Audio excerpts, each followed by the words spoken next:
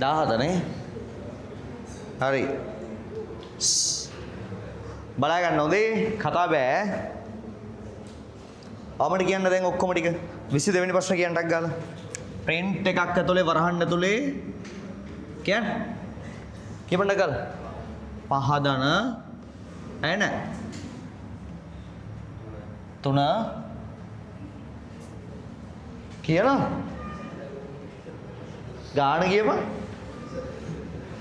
යකෝ ගාන කියපන් පහදන 3 ඊට පස්සේ ඇන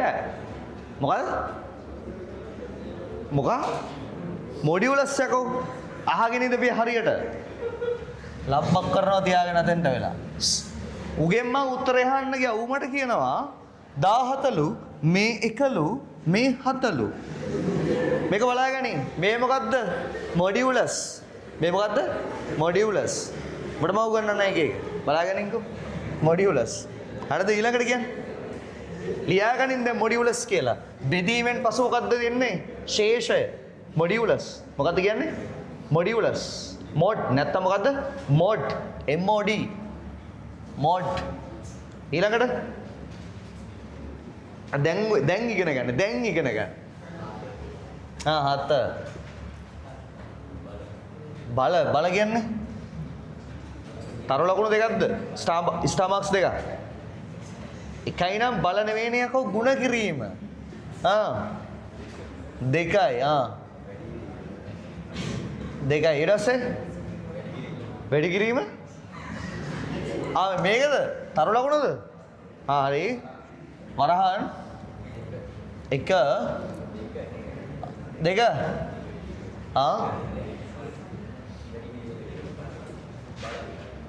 වැඩි කිරීම දෙකද මොකද එකක් කියන් හරියට උඹ දෙක බල දෙක ඇයිද එක ඇයිද වරහන් වහන්න එච්චරයි ඒ මේ එක මේ දෙක මේ 3 තේරුණාද පැහැදිලිනේ ඉලක්කම් දන්නෙත් නැහැ ඉතින් වෙලා තියෙන්නේ මේ පන්ති අහ මුලේ නම් බොරු මරිසි දාන්න එපා. හරිද? මේ 1 මේ 7. හරිද? තේරුණායි? බලාගන්න. නෑ. බලාගන්න. දැන් මේකේ සුළු කරන්නේ කාවද මුලින්? වරහන්. very good. වරහන සුළු කරනවා. මම වරහන සුළු කරගෙන යනවා. ඒක නිසා මෙයාගේ ඇතුළ දෙකේ බල එකනේ උත්තරය කියද? උත්තරය කියද?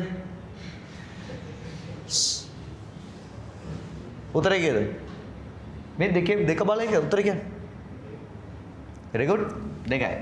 වරහන් එතකොට අයින් වෙනවා. නේ? රණ අයින් වෙනවා. දෙක. මේ පැත්තේ මම ලියාගෙන ඉන්නම්.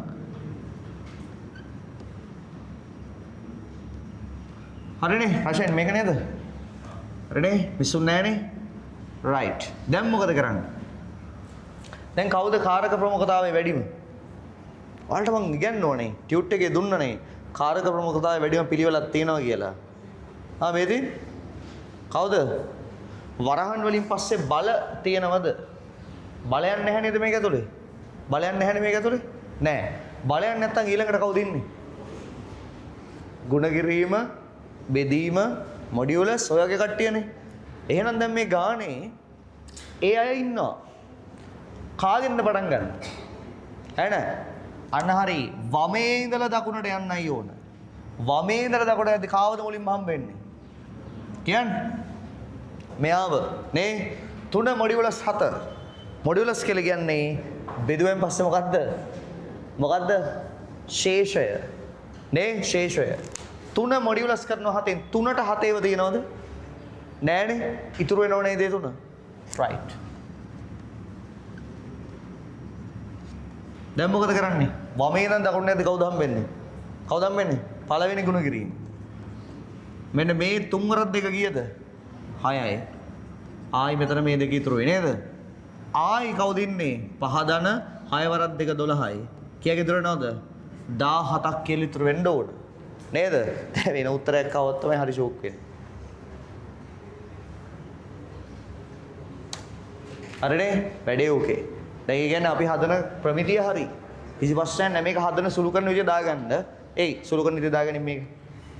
නිකන් උත්තරේ විතරක් දාගන්න එපා. සුළු කරන විදිය දාගන්න ඕන ඔයාලා. හැම ගානකම. හරි? නැත්තම් ආයෙ දවසක බලද්දි උත්තරය ආවේ කොහින්ද කියලා දන්නේ නැහැ.